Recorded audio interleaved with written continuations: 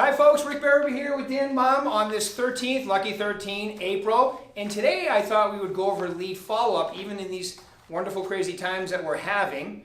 Okay, so lead follow-up, very important. Yeah. I mean, I would say it's right up there, right? Yeah. You got a haircut, looks good. Yeah, I had to get my money's worth, but no haircuts anymore, so All right. I had to get it pretty short. So. You know, any type of hair looks good to me. So. Yeah, there you go. All right, so tell us, a lot of people will say to me, tell me about your lead follow-up and how do you do yours? So how would you answer that question? Yeah, it's a good question. It's changed recently, so it's always something we're figuring out. I think in general, the advice that I give to most people, I think most agents actually, and this is kind of opposite from what most people think, but when I first started, everyone kind of talked to you about lead follow-up, hey, follow-up over and over and over and over again and like destroy people, and I don't think that's really a good way of going about it. In general, you have to have different approaches for different types of leads, but in general, I like following the rule of three, which is if I call someone 3 times and they don't answer, 3 days, 3 voicemails, 3 texts, and 3 emails, and I don't get any response, I usually just move on at that point because it's not worth, to me, if someone doesn't answer the phone once, the chances of them answering the phone when I call a second time is very low, just because it's statistical. Then the third time, the odds of them answering the phone after 3 attempts on a 4th call is almost 0. So not that you don't want to be taking action and moving forward, but I'd rather you just call new people rather than calling the same person over and over again. What it really is, it's creative avoidance for people to not prospect. They have these same leads, they've had them for 2 years, they keep calling them over and over again. Very good point, I love that term. Yeah, normally I follow that rule of 3, so if I call someone 3 times, they don't answer, they're out. Now, one thing, you don't want to take that too far though, because if someone says, well, I'm going to sell, for sure, Rick, I'm selling next year. I have to wait for this, this, and this. But I definitely need to sell. You're going to be my agent. Okay, well, that might be a little bit different, but I would set up a follow-up call for half the time between when they tell me and now. Right. All right. Sense? Cool. Kind of all over the place there, but... Yeah. No, and I think that as you were talking, I was thinking with our VAC, the ones that don't make it through the rule of 3, they can still get your newsletters. Yeah. They can still get your market watch because when they open it, then it notifies. Then you can say, okay, well now they're back in the game. Yep, that's exactly what I do. Yeah. So as soon as I take them out of my system after the 3 attempts, they just go right in there in the VAC. Perfect. I think it's a great idea. Yeah, especially with the way you do it, because I know you have a very detailed CRM, but this could be like your back net, so to speak. Yep. Okay, so what is your definition of a lead? So it depends on how much business you want to do. The more business you want to do, your definition of a lead has to get tighter and tighter and tighter. I agree. So if you want to do 200 transactions in a year, you can't. Your definition of a lead has to be someone who's buying or selling in the next week at most. Right. I know someone who used to be doing 500 to 600 transactions a year, and his definition was someone signing a contract that day. Now I know that doesn't apply to most agents, but that concept applies of the more you want to do, the stronger you have to get in your approach and how well you're qualifying people. And everyone should start moving in that direction no matter where you're at. So for me, it's 7 to 10 days. Someone who's going to buy or sell, write an offer on a property, or list their house for sale in the next 10 days or so. Now, the counter argument is like, well, Dan, what are you going to do if someone's a month out? What are you going to throw them out? No, I wouldn't throw them out. I just wouldn't consider them a lead because I want to have that tight guidelines. I want to have things very black and white and discreet. I don't like having the hot lead, lukewarm lead, warm lead, cold lead, because no one knows what that means. Right. It's not. I used to have prospecting, lead, advanced prospecting. That way, because if they didn't, like we just put them in that category where if they look at their market watch or their newsletter or whatever, it'll notify you. Yeah. It's a good idea. Now, this whole thing's been turned on its head, though, because of what's going on. Right. It's changed things a lot. So let's say you had someone...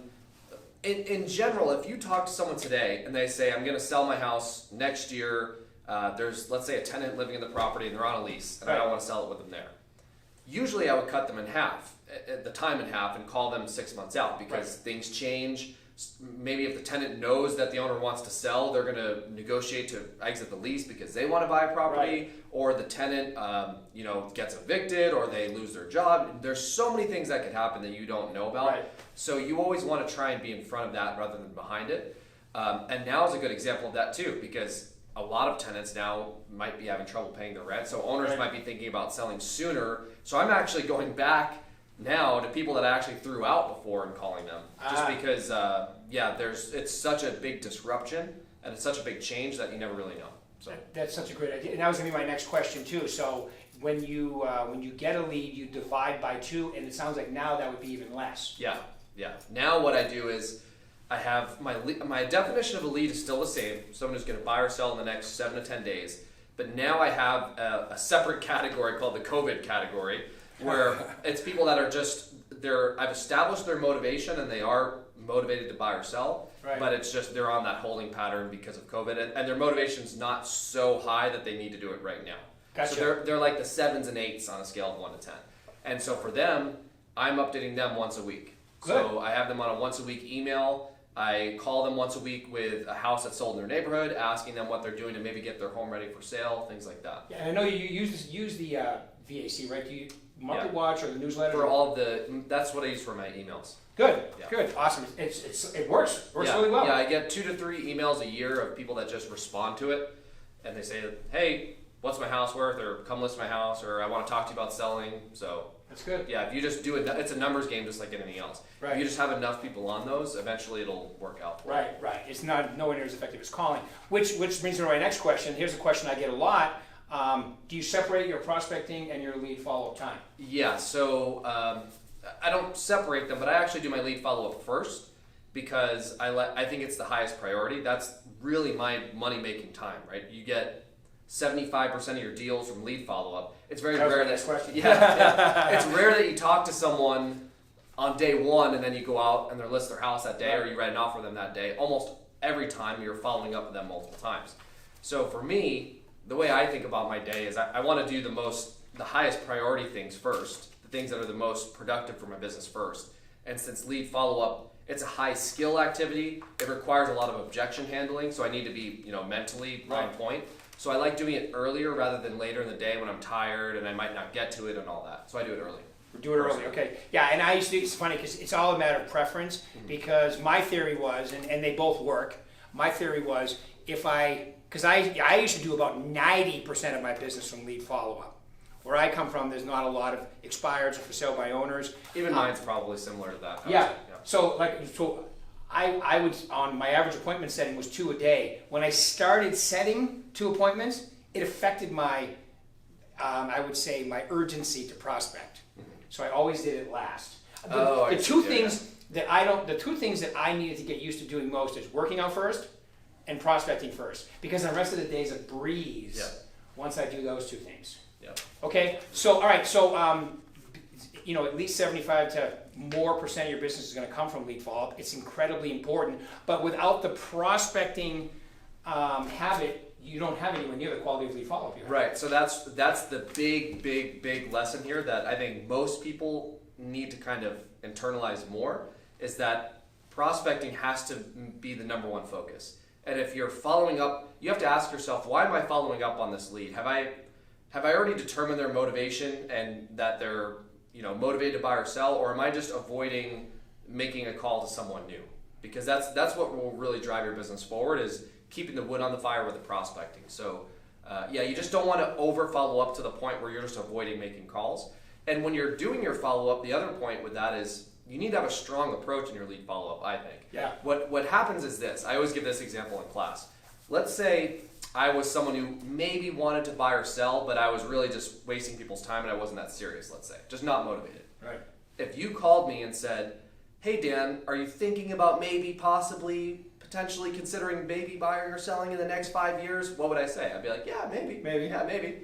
And then you consider that a lead. Yeah, and then Rick goes home and gets all excited and he wastes his time, and then he's clogging up his database. Now, if you called me instead and said, "Hey Dan, do you need to sell your house in the next 2 weeks?" What would I say? No. I'd say no.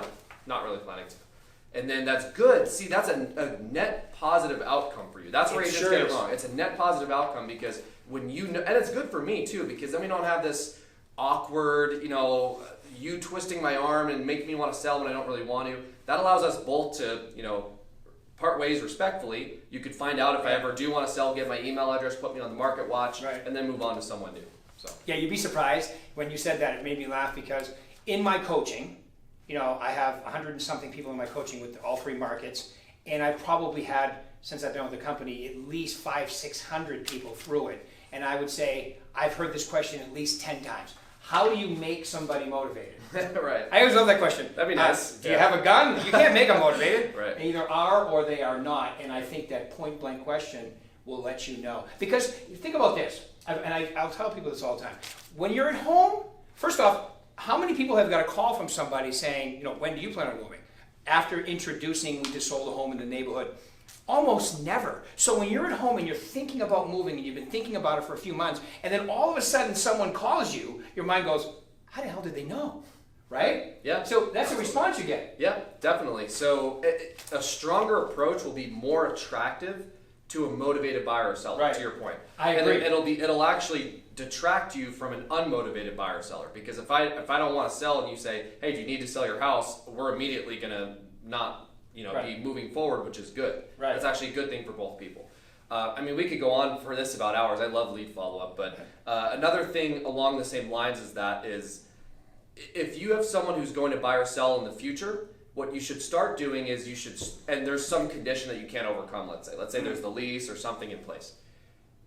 What you shouldn't do is just have a 2-minute phone call and say, all right, call you in 6 months, bye, right? Because then there's a lot of problems with that. What you should do is start qualifying them immediately as if you were going to go visit them today. Right. So you want to start asking questions like, a really important question would be, which realtor are you planning to use? Because a lot of agents do this thing where someone tells them, yeah, I'm going to buy or sell next year, and it's true, but what they don't say is like, well, yeah, I already have a realtor though. My wife's a realtor, my husband's a realtor. Right. And the agent doesn't ask enough questions up front, and then they get frustrated because they spend all this time following up on this person and then they never answer. Right. So what I would start doing is qualifying them day one, qualifying their motivation, how serious they're going to be. Now, they might not be buying or selling now, but you could still find out what their motivation will be in 12 months. Hey, so in 12 months, what was making you think about buying or selling? What's the reason for that? Which realtor are you planning to use? What price do you think you'd want to sell for? What price do you not want to go below? You can start finding all these things out now. What condition is the house in? And then the other benefit, just really quick, is also that you will build more of a relationship with them by having a deeper, they're more likely to remember you. If I called you and you might be buying or selling in a year, but we just have a 2-minute phone call and that's it, you're not going to remember me. But if we have a 15 to 20 minute conversation and really go over the details, you'll remember that. And those were in your numbers at one time, remember? Yep. When we look at your numbers? Yeah. So, which means when you have somebody who's, first off, everything that Dan said, I agree 100%. And you're thinking, well, why do these people answer your questions? When they're moving, they answer your questions. When they're not moving, they give you crap. So it's like a natural filter. When I talk to you and I'm acting like a salesperson and they need to sell, they're immediately attracted to you and answer your questions. It's amazing. And even my number at the end of my career was 48. Every time I talk to 48 people, I have a closing. That means I had to get 47 no's. That's a lot of rejection. Yeah, that's really good. For most agents, it's a higher number, so that's great. But that even 48 is a lot of rejection. Well, I've coached people that are as low as 15. I remember I had a guy in Texas. Every time he talks to 15 people, his average sale price was $750. That's nice. Yeah, and he didn't prospect enough because he could have done more. Yeah. All right, so the last thing, because you mentioned it, and I've been hearing this a lot. It has nothing to do with lead follow, but just listed or just sold calls in today's market. What do you think of those? Yeah, it's just like any form of prospecting, it's going to be more effective than it normally would be, just because you have this effect of the market being diluted and less people being active. Right. And then the other real benefit to doing that is just listed, just sold is a lot of follow-up, actually. Because typically it's rare that you strike lightning and you call someone the day before they're going to sell, but also early enough that they haven't talked to a realtor yet, right? It happens, but it's rare that happens. So usually I find that it's like, honestly, 12 to 18 months for most of the business I get from just listed, just sold as far as a long-term follow-up. So that just speaks volumes to what we're talking about. It'll be easier for you to build a relationship with those people, first of all. Second of all, people are really curious about what's going on, so the initial conversation will be easier. There will be way less resistance because a lot of people have questions. And to your point, I think you mentioned last week, it shows that you're a professional and you're still working and you're not completely affected by what's going on. And I think it's a great strategy. I'm doing it right now. Plus, it's interesting because they don't think anything's going on. Do you know, like in the last week, have you checked the numbers in Vegas? What's the numbers for the last 540 under contract, so a little bit less than the week before that. Not much. Yeah. About 100 less, right? Yeah, about 100 less. That's not bad. Not a big change. And how about new listings? Do you? Yeah, it's around 600 or 700 in the last 7 days. Wow. Yeah. See, so there's actually a lot. There's been no change as far as the activity of new listings. I don't think. So my point in saying that is, okay, so I call you and I say to you, my favorite script when I did these was a Just Sold script. And I would start with, I know times are, hi, this is Rick Berube, Berkshire Hathaway. I know times are a little crazy right now, but homes are still selling. As a matter of fact, we just sold a home in your neighborhood over on Oak Street. And I would go through like that. And just the fact that you're doing it makes you professional. Plus, as a person who kept track of his contact per dial ratio, which mine was 12% for my whole career, averaged out, it's going to be probably 35 or 40% right now, which means you'll talk to at least two or three times more people per dial than you were before, which to me is way more efficient. Yep. Yeah, I've already noticed that.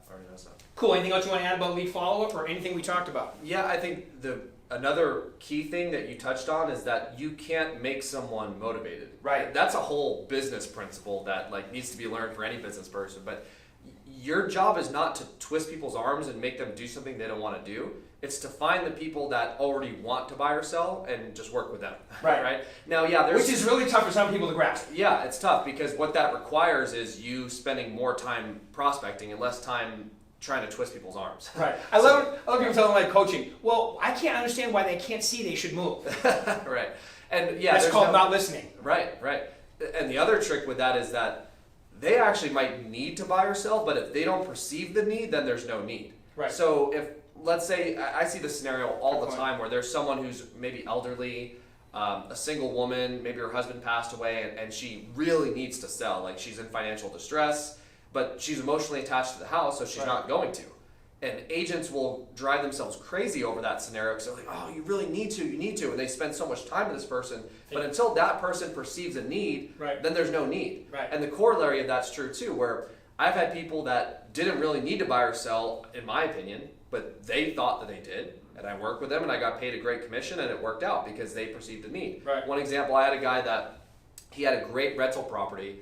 It was performing really well, great location, making money on it. And someone talked him into this penny stock, buying this penny stock. And he wanted to sell he owned it free and clear, no mortgage on it. He wanted to sell this thing to buy 200 grand worth of penny stock. Oh my God. Yeah, it was a nightmare. And he was really motivated. Like he was so sold on this thing that he was going to do whatever it took.